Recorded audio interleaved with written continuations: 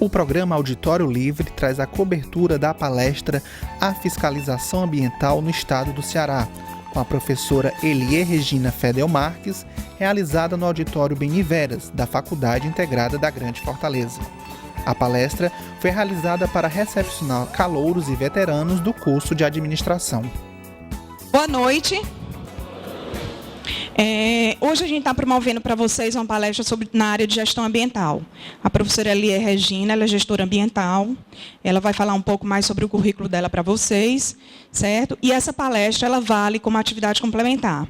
Vocês precisarão assinar essa folhinha para a professora de atividade complementar considerar. E precisarão também fazer uma redaçãozinha de 1 a 2 laudas.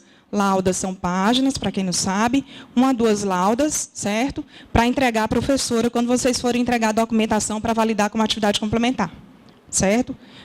Considerando o começo, meio e fim da palestra, né, o que vocês escutarem aqui, e depois vocês fazem esse relato e entregam à professora. Ok? Quero agradecer a presença da professora Elie, né, dar as boas-vindas. Tá? E vou deixar que ela faça a apresentação dela, porque o currículo dela é muito extenso e eu não me memorizei todo.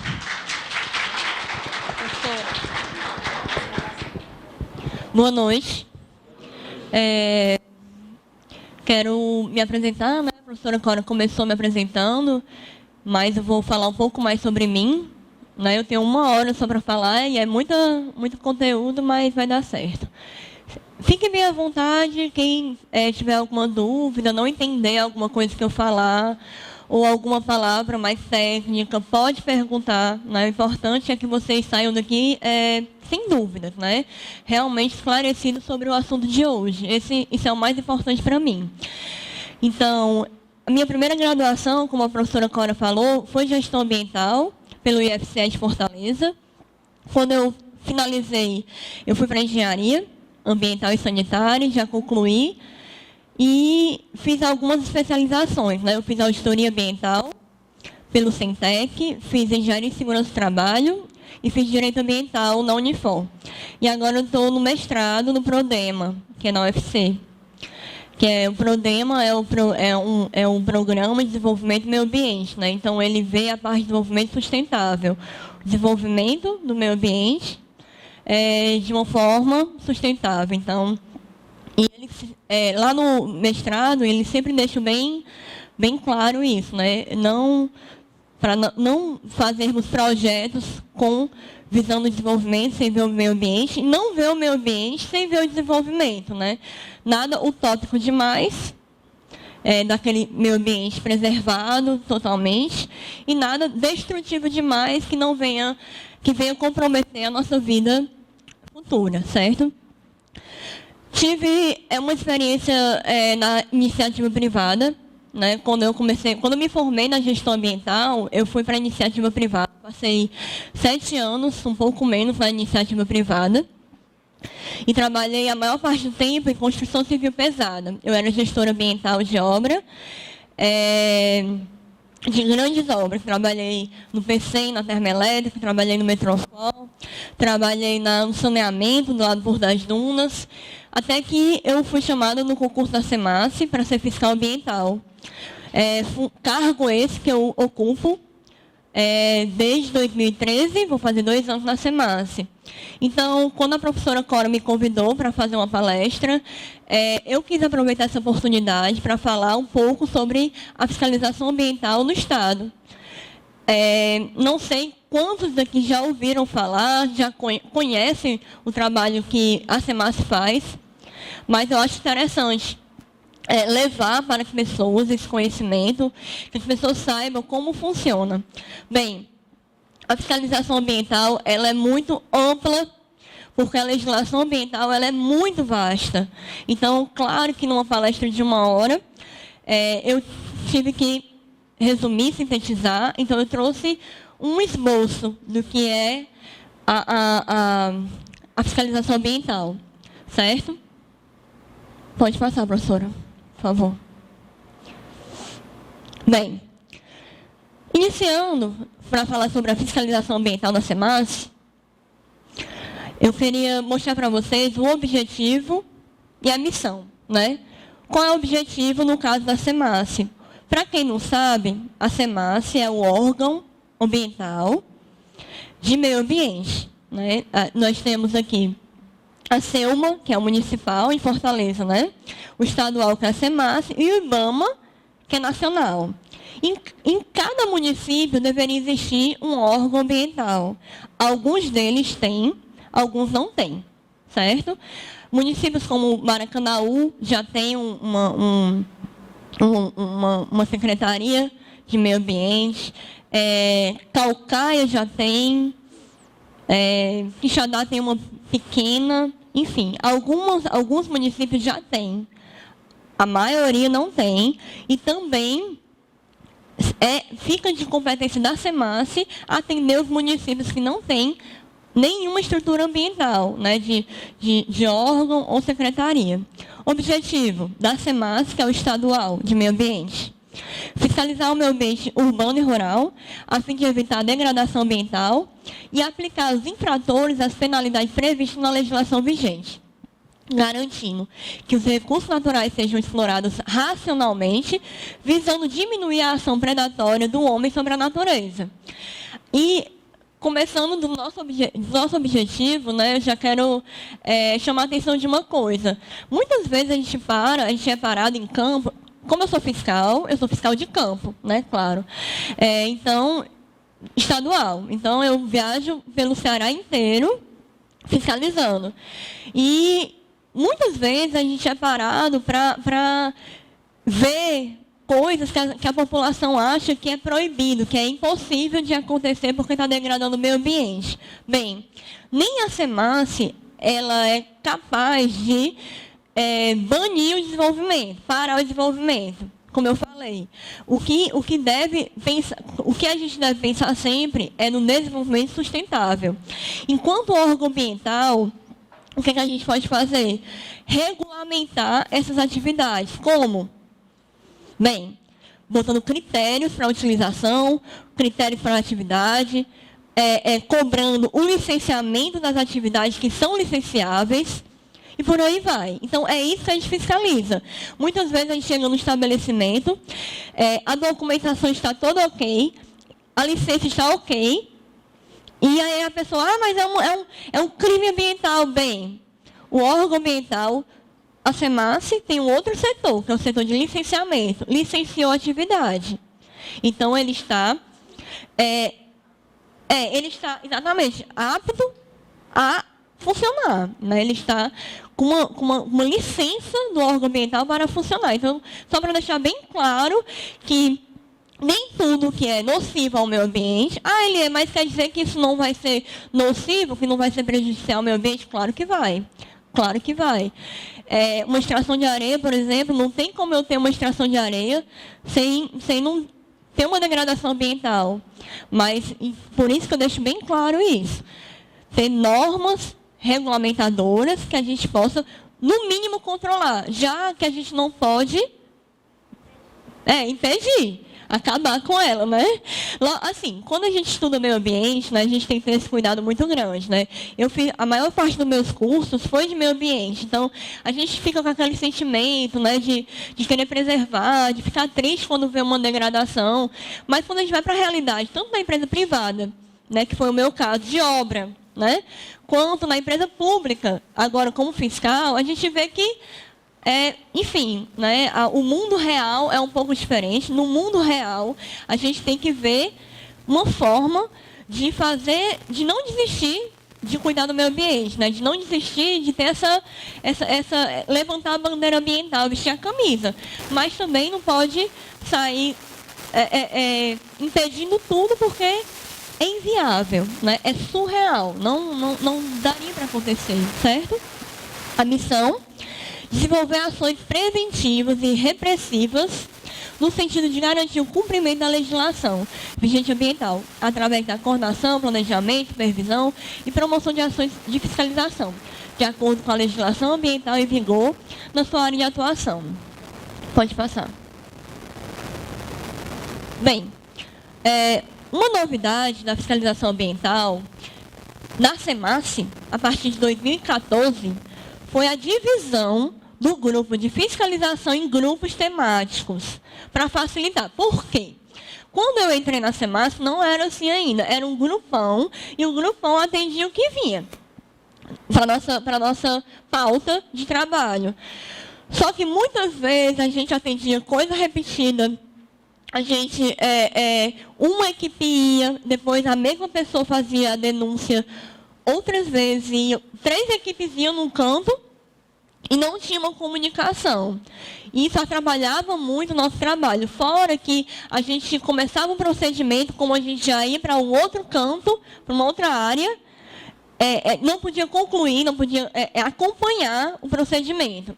Então, só para vocês entenderem, né, por incrível que pareça, o primeiro concurso que teve para a SEMASP, de toda a história da SEMASP, né, do órgão ambiental do Estado do Ceará, foi há 5 anos atrás. Né? Um pouco assim, até parece até uma mentira, né? Mas não, infelizmente, o Estado demorou esse tempo todo para fazer um concurso contratando fiscais. Então, o grupo de fiscalização da SEMASP é muito novo. Por isso que vocês vão ver que tem coisas que ainda estão se ajustando, lógico. Tudo quando começa do zero, vai ter várias coisas para ir aprimorando. E uma das coisas que se aprimorou com o tempo, do ano passado para cá, foi a criação desses grupos temáticos. Né? Então, o que aconteceu? O grupão de fiscais foram divididos, né, em grupos temáticos. Quais são eles? Fontes poluidoras, recursos florestais, recursos hídricos e minerais, zona costeira, unidade de conservação, grupo técnico especializado. Esse grupo técnico especializado, ele cuida muito da recuperação da área degradada. Né? Então, toda a área que ele é passível de recuperação ambiental, que foi degradada, é passível de recuperação, esse grupo ele acompanha. E o grupo da sede de fauna, que tem crescido cada vez mais a demanda, porque o IBAMA está repassando muito da demanda de fauna para a SEMASP. Né? Então, está sendo um grupo bem com muita demanda. O meu grupo temático, né, eu sou fiscal e me encaixo em um desses grupos. Né? O meu grupo é o de unidade de conservação. Né? E no final da minha palestra, eu espero ter tempo, né, mas vai dar tempo. Eu vou falar um pouco de alguns casos concretos de fiscalização em unidade de conservação, que é um tema que eu trabalho diariamente. Pode passar. Bem, falando agora um pouquinho da logística, né, da fiscalização ambiental. Como é que funciona, para vocês entenderem como é que é o dia a dia de trabalho. Bem, esse slide, né, essa parte da apresentação, ela é interessante para mim porque eu ouço muito, eu ouvi inclusive sexta-feira passada, de uma pessoa até bem esclarecida, a seguinte afirmativa: eu não faço denúncia para a SEMASP porque não serve de nada. Né? Não atende, eu não sou atendido. Né? E aí eu venho para esse slide e apresento para vocês as formas, esse de azul, amarelo e verde, são as formas de entrada de alguma denúncia na SEMASP. Quais são elas? Vamos lá. Denúncia via telefone, e-mail ou presencial, via processos judiciais, que é via Ministério Público, ou através de campanhas, né, operações e campanhas de fiscalização. Rapidamente falando sobre cada uma delas. A SEMASP possui o 0800, que é o nosso Disque Denúncia. Então, tem uma pessoa sentada no telefone o dia inteiro, treinada para receber denúncias. Essas denúncias, quando entram, elas já são classificadas no grupo, aqueles que eu mostrei para vocês. Né? Então, já vai para o grupo certo. Por exemplo, vem uma pessoa e cadastra para a unidade de conservação. Quando eu abro as minhas ocorrências, eu vejo a ocorrência que a pessoa cadastrou. Quando a pessoa cadastra, né, isso serve, e até assim, eu gosto de falar isso, por quê? Porque muitas vezes nós, cidadãos, né, reclamamos temos nossas queixas, mas nós não sabemos nem como exercer nosso papel de cidadão. Então, eu digo para vocês que fazer uma denúncia no órgão ambiental é também exercer o papel de cidadão, a cidadania de cada um. Por quê? Porque você não está ficando parado, né, na apatia de só falar, reclamar, às vezes botar no Facebook das vidas e não está tendo uma ação concreta. E existem formas, eu garanto, vai ser vista. Quando você liga para fazer uma denúncia, o que acontece? Você recebe um número de protocolo. E a pessoa que atende, ela tem que lhe dar um número de protocolo. Você anota esse número, porque aí você pode acompanhar. Passa um tempo, nada aconteceu, liga. Né? Olha, eu fiz uma denúncia, número tal, no dia tal, e ainda nada aconteceu. Né? Isso também chega para a gente. Né? Bem, agora falando de números, né, de fiscais. Gente, a grande dificuldade que nós temos, né, no órgão ambiental é a falta de pessoas. Né? Eu acho que é um mal que acomete vários órgãos públicos, né, mas na SEMAT, na fiscalização, a gente tem isso muito, muito forte. Né? Só para vocês terem ideia, são 32 ou 33 fiscais de campo para o Ceará todo. Né? Então, no meu grupo de unidade de conservação, são 3 pessoas para o Ceará todo. E eu vou mostrar as 27 unidades de conservação espalhadas, que vai desde o litoral leste, né, vai uma ponta do Ceará até Crato, Juazeiro, que a gente tem que ir atender. Então, me perguntem como a gente dá conta de atender o Ceará todinho, né, com 3 pessoas. Visto que as 3 pessoas trabalham junto, o fiscal ele não pode sair só. Né, e eu vou falar isso já já. Então, é um trabalho bem desgastante até, eu diria. Né? Mas a gente, enfim, tenta fazer o possível. Pode ser que demore a atender? Pode, mas que atende. Bem, o processo via Ministério Público, né, o processo judicial, o amarelinho, via Ministério Público, ele tem prioridade de atendimento. Por quê? O juiz, né, ou promotor, ele sempre, quando manda um ofício solicitando, não é nem solicitando, né, mandando, né, que se realize uma visita ou uma fiscalização, ele dá um prazo. E aí da SEMAT que não cumpre esse prazo. É uma confusão. Então, para que ocorra uma agilidade maior, entre uma denúncia de Ministério Público, né, e de um telefone, diz que denúncia, o Ministério Público ele tem prioridade, porque tem prazo e tal. Se for um processo via um outro órgão, né, que, por exemplo, a ser uma demanda para a gente, também vai ter prioridade. Lá, na nossa diretoria, ela passa algumas prioridades de atendimento. Né? Uma delas é a ordem cronológica de cadastramento. A gente obedece isso também. E a quantidade para certa região. Né? Então, se eu tenho várias denúncias no município de Ipu, por exemplo, que está acontecendo agora, então a gente já organiza uma ordem de serviço para ir lá e atender todas as demandas. Né? Às vezes eu tenho uma ocorrência lá, sei lá, em Juazeiro, então a gente aguarda mais um pouco para reunir mais ocorrências para quando for dar uma viagem ser mais efetivo. Né? Esse último, operação em campanha. Né? A fiscalização também realiza campanhas, né, e fiscalizações de operação. Como é isso?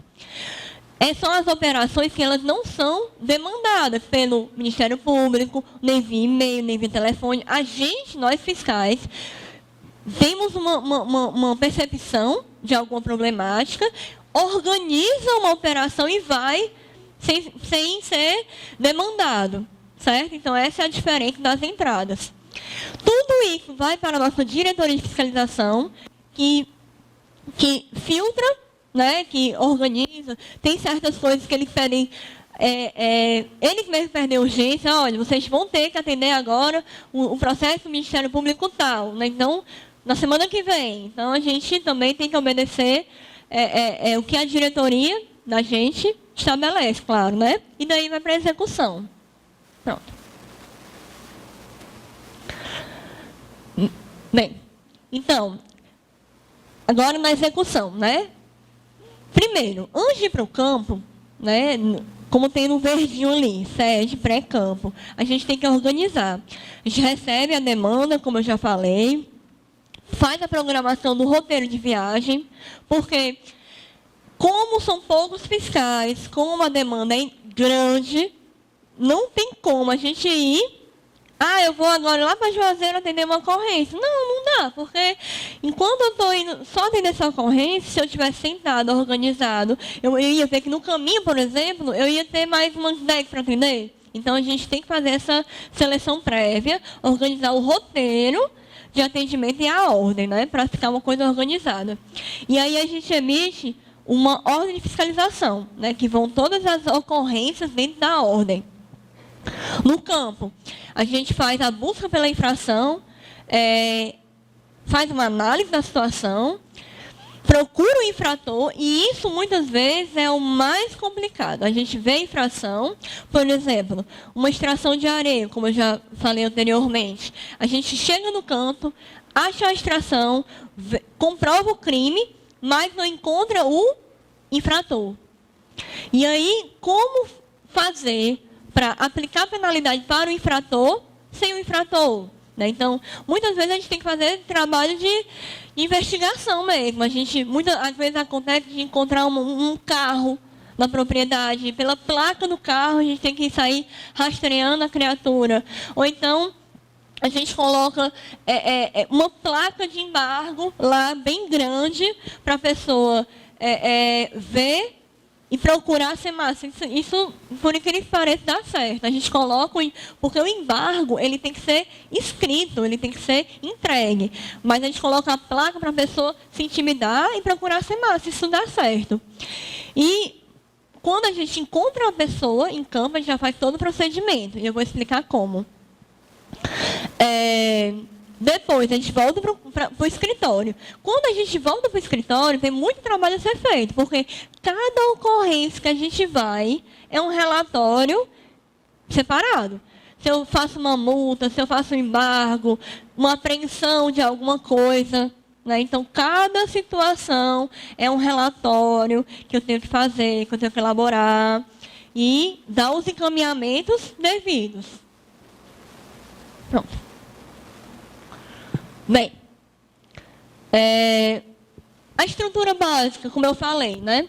Normalmente são 3 fiscais. Um fiscal, ele não pode trabalhar sozinho, como forma de proteção, como forma de...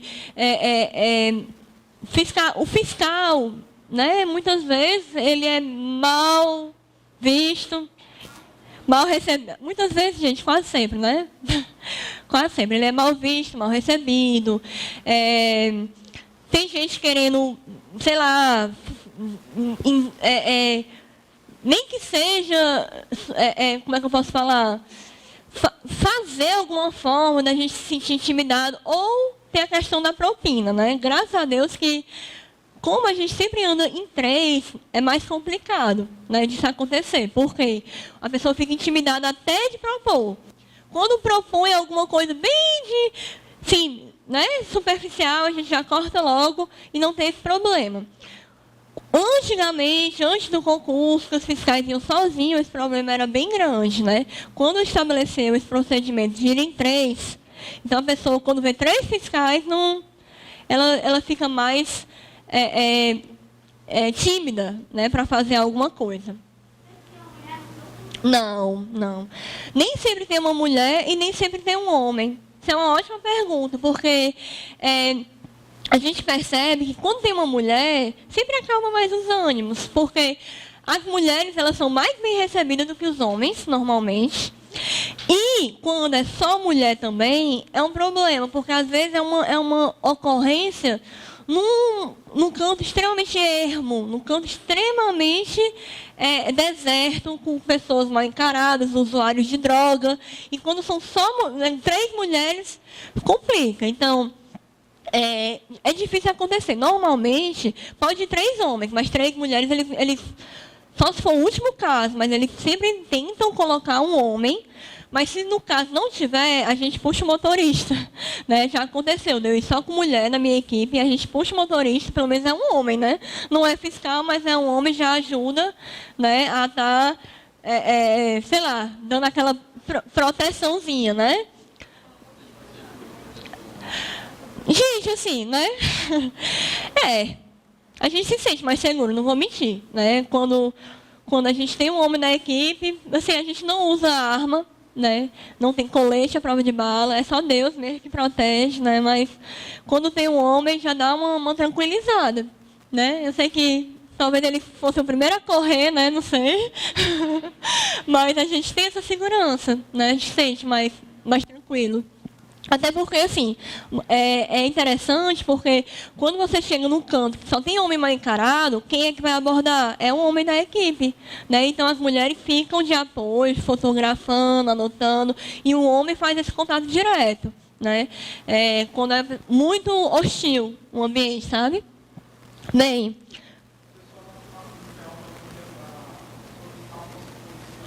Ótima pergunta, ótimo. Tem sim, porém... É o mesmo caso de quadro, né? Pouquíssimo. A polícia que a gente solicita é o BPMA, né? O Batalhão Militar da Polícia Ambiental. Ele é uma polícia militar, mas é próprio para o meio ambiente, né? O BPMA. E ele acompanha a gente, mas normalmente, quando já... Por exemplo, a gente vai no canto e vê que é barra pesada. Aí a gente volta de fininho, vê que não tem condição de nem descer do carro, volta, aí fala, olha, a gente precisa de apoio policial. Aí a nossa diretoria entra em contato e eles vão, mas geralmente quando é poluição sonora, que sempre é com álcool, droga, então poluição sonora, sempre com polícia ambiental. Algumas situações a gente já sabe. Normalmente não, normalmente vai só os fiscais.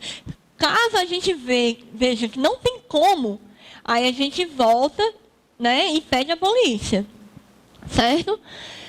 Mas seria tão melhor, né, seria ótimo para a gente, porque o policial já tem arma, já leva preso, né? Assim, a gente não tem esses instrumentos, né, enfim. Bem... Os equipamentos que a gente utiliza, o coletor de dados, que eu vou mostrar a foto já já, uma impressora térmica, GPS, máquina de fotografar, trena, tem a trena, tanto aquela que todo mundo conhece, tem uma trena a laser também, que facilita, porque ela mede longa distância de uma forma bem simples, sabe? Documentos impressos, como eu falei, a placa de embargo, alguma coisa que eu vou mostrar também, materiais diversos, né? Essa legislação, eu coloquei pequenininho, mas tem um slide que fala sobre ela melhor. Então, pode passar, professora, por favor. Aqui, para vocês conhecerem, né, um pouco dos nossos equipamentos, né? Esse aqui, da minha esquerda, né, é o coletor de dados, é o Icon. Ele é um computadorzinho de campo. Ele funciona como um computador, né, pequenininho, próprio para isso. A única função dele é aplicar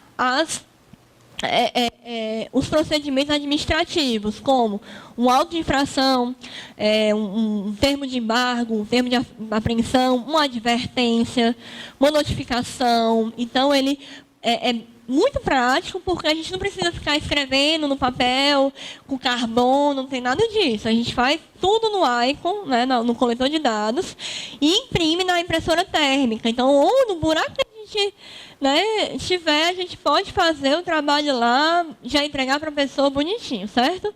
E esse no cantinho, para quem não conhece, é um GPS. E ele é muito importante, porque o GPS, ele marca o nosso ponto, o ponto da infração, ele calcula a área, por exemplo, mais uma vez, uma extração de areia ou um desmatamento, ele vai calcular a área, e algumas infrações, o valor da multa é pela área, então eu tenho que saber essa área para dar a multa, né, o valor correto. Ele também mostra o caminho, né? É a função do GPS, mas às vezes é um canto super complicado, então alguém já foi lá, tem um ponto, então a gente consegue chegar de uma forma mais fácil. O GPS nos ajuda muito, né? Pode passar, professora. Bem, a legislação. Sim, pois não.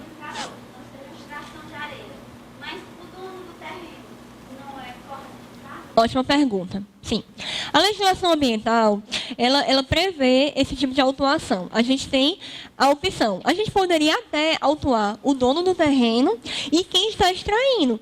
Existe a corresponsabilidade, sim. Mas fica a critério da equipe. Às vezes, o que é que acontece? A gente vê o terreno degradado, sem a autorização ambiental, não encontra a pessoa e a gente vai até o cartório fazer esse trabalho de busca. E a gente encontra o dono do terreno, o endereço, alguma coisa, e manda via postal. Acontece também. Mas, normalmente, em campo, o que a gente faz é autuar a pessoa que está extraindo. O executor, exatamente. Assim, o procedimento natural é esse. Mas algo. Porque, assim, cada situação é uma situação, né? Não tem como eu dizer que é sempre assim, né? Cada situação ela é analisada e ela é verificada pela equipe, né? Pois não.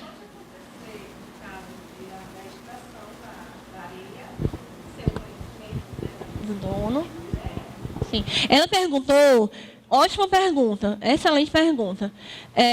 Eu não sei se vocês ouviram, a pergunta dela, da minha esquerda, foi: não existe a corresponsabilidade, ou seja, você chega e autua a pessoa que está extraindo. E o dono? E eu expliquei isso, né? Foi o que eu expliquei agora. Sim, pode ter, mas cada caso é um caso. Normalmente, a gente faz o procedimento administrativo para quem está executando.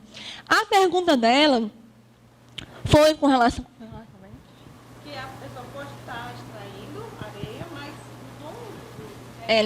Lembrei. Ok. A pergunta dela, da minha direita, foi com relação ao quê?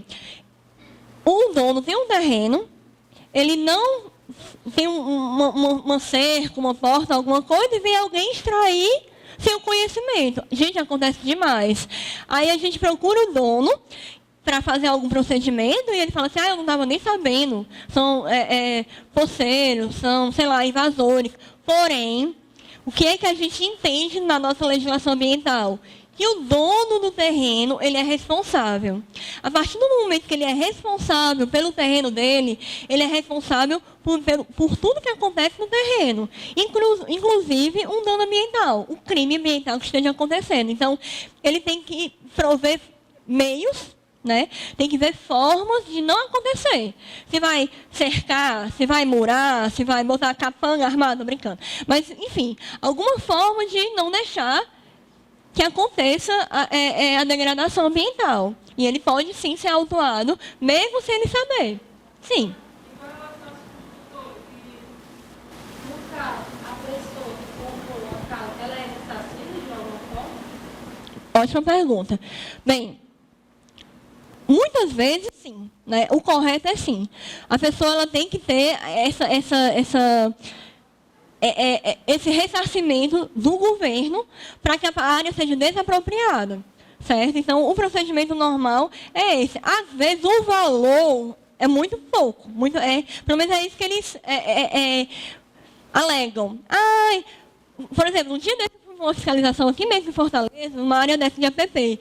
Aí a pessoa foi desapropriada, recebeu, o que ela fez? Construiu do lado. Aí, porque o dinheiro... Aí, o que é que vem? Porque minha família é aqui, porque eu nasci aqui, porque eu não conheço mais ninguém, não conheço canto nenhum, porque o dinheiro que eu tinha não dá para ir para canto nenhum. Então, enfim, são tantas situações, mas sim, tem que ser desapropriada. Mas o Estado, ele é responsável por manter aquela área, sabe? Então, deveria ter alguma forma de estar sempre... Porque muitas vezes ele é todo habitado, a APP, e depois vão tentar fazer alguma coisa. Né? Ele não... Enfim, infelizmente, ainda tem essa problemática. Mas, voltando para a legislação ambiental. Gente, a legislação ambiental, ela é belíssima, né? Pelo menos assim eu tirando algumas leis, né? Por exemplo, o Código Florestal, que foi atualizado, né, recentemente, em 2012. As leis ambientais, elas são boas, brasileiras, elas são boas, eu considero boas. Tem uma gama de legislações, tanto federal, quanto estadual, quanto municipal.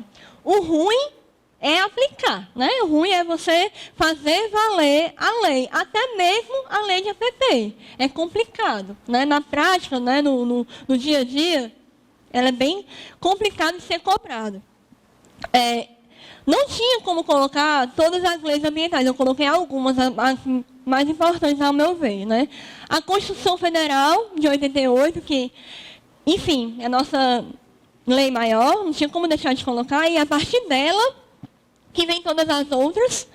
Todas as outras não podem entrar em contradição com a lei maior, né? Tem que ser como uma forma de estar fazendo acontecer o que a nossa Constituição, assim, dita, né?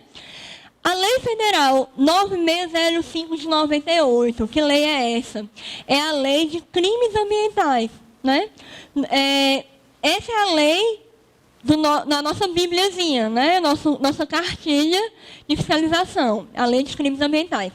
Uma lei, ela precisa ser decretada. Então, 10 anos depois, né? Como tudo é muito rápido no nosso país, né? A nossa lei foi de 98, percebam. E o decreto que regulamenta a lei, ela é de 2008. Então, passou 10 anos nesse, né?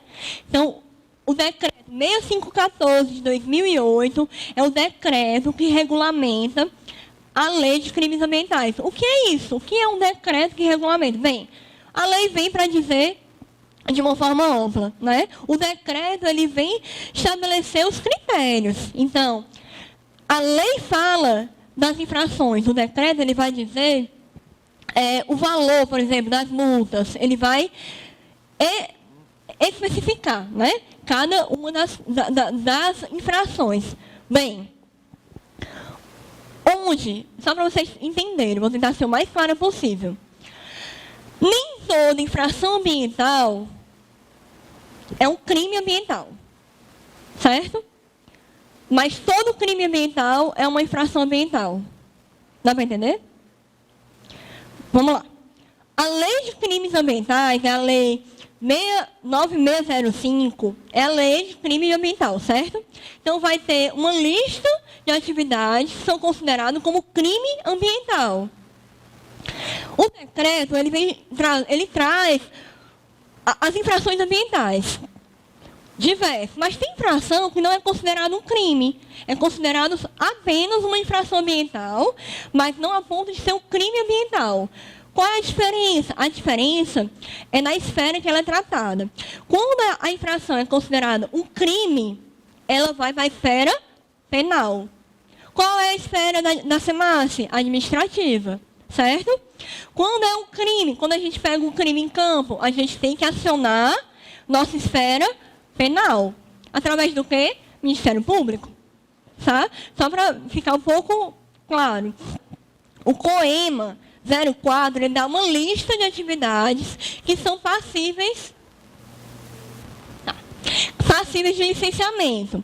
Né? Então, para eu saber se eu preciso de uma licença ambiental para a minha atividade, eu devo procurar a resolução COEMA 04 e ver se a minha atividade está lá. O Código Florestal, como eu falei, né, é o Código Florestal que vai falar sobre a questão da APP, enfim, várias outras. Bem, fora essas legislações que eu coloquei, tem outras, mas uma em especial, eu vou falar em duas que eu acho relevante deixar para vocês como conhecimento. Em 2011, saiu, né, a legislação que é a Lei Complementar, né? A Lei Complementar 140 de 2011. O que é que ela discurso, né? O que é que ela prevê? A Lei Complementar 140, ela veio estabelecer as competências entre o Brasil, né, o todo, o nacional, o estadual e o municipal. Então, o que a gente não tinha muita, como saber, quem vai fiscalizar? É o IBAMA? É a SEMASSE? É a SELMA? Né? Com a lei complementar ficou um pouco mais fácil, porque ela vem estipular isso, a questão de competências entre as esferas, né, federal, estadual e municipal. Bem, e quentinho, né, saindo do forno, em dezembro de 2014 agora, saiu o novo COEMA 24, que fala sobre a regulamentação, né, quais são as situações que, na prática, o Estado deve agir, o município deve agir ou a nação deve agir. Né? Então, o COEMA 24 ele veio para regulamentar isso. Pode passar, professora. Aqui eu já falei, são as esferas, né? A SEMAS está na área de sanção administrativa. Pode passar. Esses são os documentos, né, os tipos de procedimento administrativo que a gente pode fazer em campo. O auto de infração, que ele pode ter o valor de multa, né, a característica de multa ou de advertência. Apreensão, quando é por exemplo, uma lenha irregular, um carvão irregular, ele deve ser apreendido pela SEMAS, certo? Embargo, uma atividade sem licença, uma atividade que não é passível de licenciamento, em APP, por exemplo, ela deve ser embargada. Para as demais, vale a notificação, alguma documentação que a SEMAS precise, então ela usa a notificação. Agora, as infrações mais frequentes, aí vai entrar também a pergunta do colega, porque aqui eu tenho alguns exemplos. Pode passar, professora. A primeiro, desmatamento, a multa é R$1.000 por hectare. Trouxe só algumas poucas para vocês terem noção. R$1.000 por hectare ou fração. É um crime ambiental e por isso eu tenho que fazer o quê? A comunicação de crime, certo? Como eu já expliquei. O que eu precisaria? Uma autorização do órgão ambiental. Pode passar, professora. A segunda, uso no fogo. Eu também preciso de uma autorização do órgão ambiental. Multa, R$1.000 por hectare ou fração. É multa mínima, tá, gente? É multa mínima. Dependendo da condição, o fiscal de campo ele tem essa autonomia de aplicar uma multa maior, mas é a multa mínima. Preciso o quê? Da comunicação de crime, porque é um crime, conforme eu já falei. Pode passar, professora. Retirada de lenha, multa de R$300 por estéreo, né? De lenha. Comunicação de crime, porque precisaria ter autorização do órgão ambiental, né? Para a lenha, o proprietário ele tem que ter um documento chamado DOF, que é documento de origem florestal, que é todo tratado lá na SEMAS, emitido pelo sistema que a SEMAS gerencia. Pode passar. Pronto. Ótima pergunta. O estéreo, ele é como se fosse um metro cúbico. Só que eu considero os espaços vazios. O estéreo é considerado para a lenha, porque ele não pode considerar que a lenha ela é um sólido. Entendeu? Ela tem espaços vazios de ar e a gente tem que considerar esse espaço vazio. Então, a contagem da lenha, ela é por estéreo. Mas é a mesma contagem de largura, altura e comprimento que a gente faz para um normal, né? Para metro cúbico, certo? Só que a gente tira uma porcentagem, considerando os espaços vazios. Aí, depende do estéreo para estéreo. Tem estéreo que está mais organizadinho e aí a gente tira... reduz uma quantidade menor. Quando o estéreo está muito desorganizado, a gente, né, e muito espaço vazio, então a gente tira uma quantidade maior. É basicamente isso. Uso do carvão também precisa da autorização do órgão ambiental, também é um crime ambiental. Multa de R$500 por metro cúbico de carvão, né, e comunicação de crime. Gente, o agrotóxico, olha aí. O agrotóxico, o uso, na verdade, isso aqui é a contaminação. Para o uso também tem uma regulamentação, mas aqui eu trouxe a contaminação. É multa a partir de R$5.000. Por quê? É poluição. Sempre quando envolver poluição, a multa mínima é de R$5.000. a legislação, o decreto estabelece isso. Você tem que tomar cuidado com o uso e a destinação adequada da embalagem. Pode passar. Animal nativo e cativeiro, como eu falei, tem um grupo só de fauna, né? Então, a multa é a partir de R$15 por animal. Porém, porque o animal tem que ser cadastrado, ele tem que ter uma anilha, que é uma pulseirinha que o animal tem que utilizar quando ele é silvestre, para ser comercializado ou a pessoa poder ter a posse. Não tendo, né, é R$15 por animal. Porém, os animais ameaçados de extinção, a multa é de R$5.000 por espécie, né? Ela aumenta bem mais. Pode passar.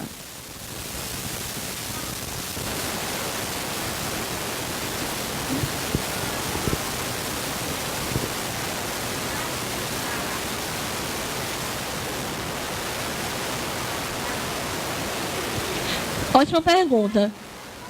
Não, ótima pergunta. Ela perguntou assim, a pessoa, por exemplo, a pessoa tem um papagaio há 200 anos, né? Não brincando, 20 anos, né? E eu sou muito simples, muito humilde, e ela fala, ai, mas é parte da minha família, é um filho para mim. Infelizmente, não tem a possibilidade. O animal silvestre, ele já deve ser comprado ou comercializado legal. Ele já deve vir com a anilha. Porque se abrir brecha, abre brecha para o comércio indevido. Então, infelizmente, com muita dor no coração, muitas vezes a gente tem que retirar o animal da casa da pessoa, levar para o IBAMA, reabilitar o animal para que o animal volte para a natureza. Certo? É esse o trabalho que é feito. Entra na justiça. Não, eu estou falando, o procedimento administrativo é esse. Acontece. Algumas vezes a pessoa entra na justiça e ganhar. Mas aí já é em outra esfera, né? Na esfera administrativa, a gente não pode abrir essa margem, não, tá? Bem. Tá.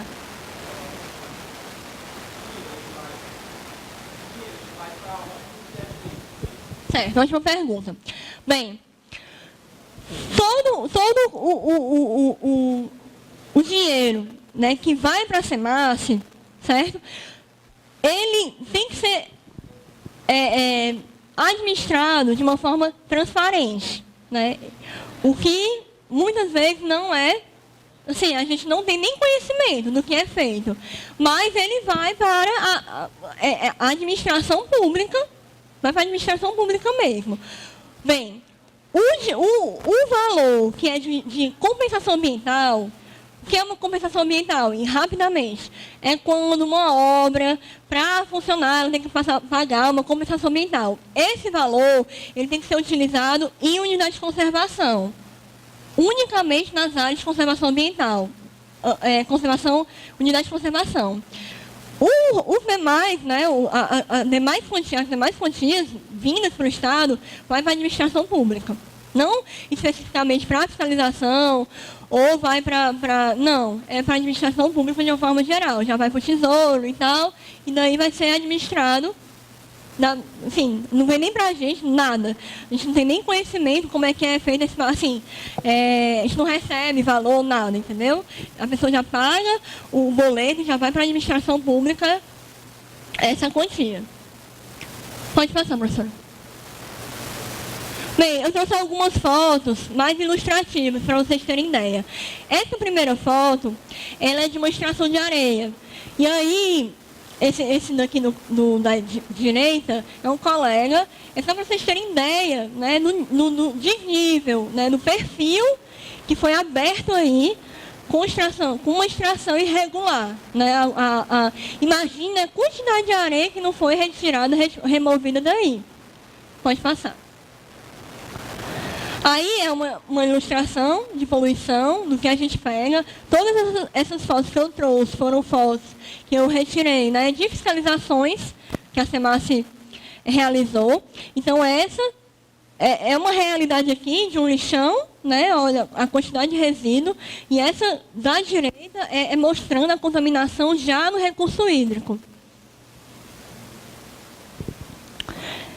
Essa é a questão do desmatamento, o desmatamento já sendo utilizado para lenha. Isso aqui é uma cerâmica, né, onde faz tijolo, enfim, por aí. Então, muito das lenhas vai para cerâmicas, certo?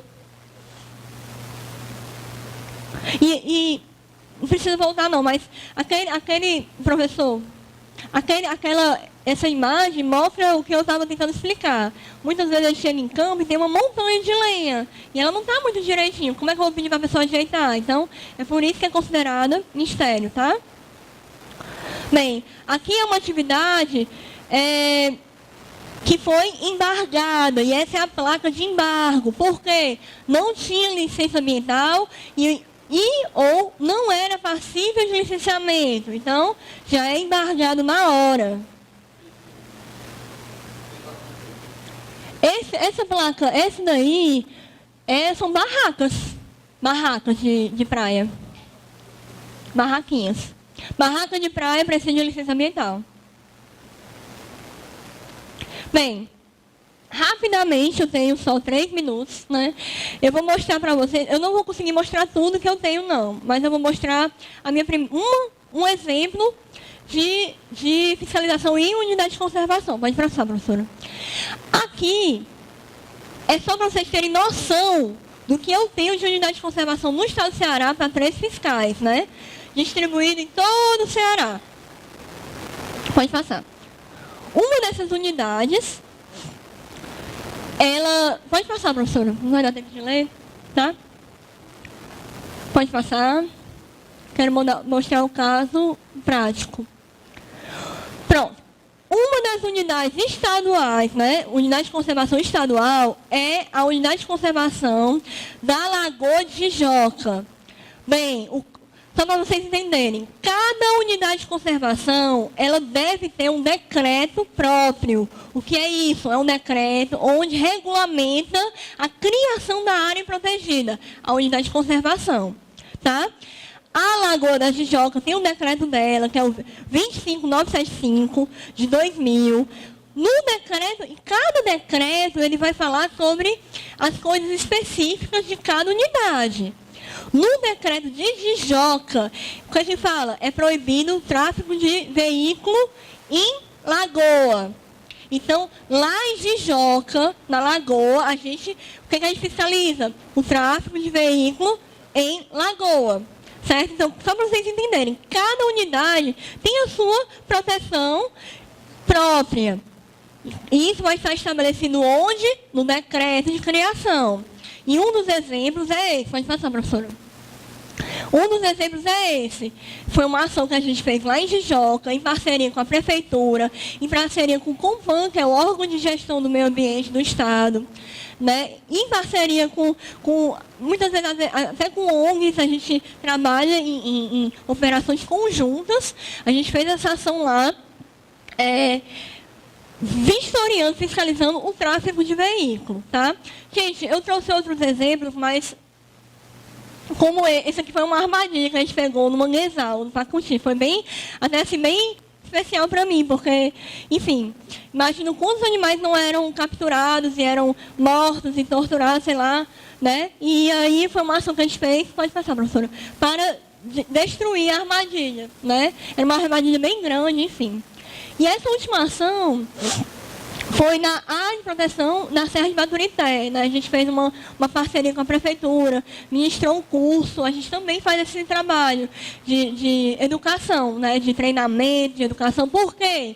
Como eu falei, os municípios sofrem muito de carência de pessoas qualificadas. Então, a gente também, na medida das nossas possibilidades, a gente leva esse treinamento para os municípios. E essa foi uma obra enorme que a gente embargou lá em Baturité. Enfim, tem todo tipo de degradação que você possa imaginar. Tem uso de fogo irregular, desmatamento, corte de barreira, extração de areia, enfim, obras sem licenciamento, tudo no único canto, né? Isso aqui é mostrando algumas fotos de lá, uma área que foi multada e embargada. Bem, é isso, gente, assim, teria muito mais para falar, né? Mas a gente tem que se prender ao tempo. Se alguém quiser tirar alguma dúvida, estarei aqui no final, tá? Obrigada. Bom, Elinha, eu quero agradecer, né, a tua participação, entregar aqui um certificado da FGF.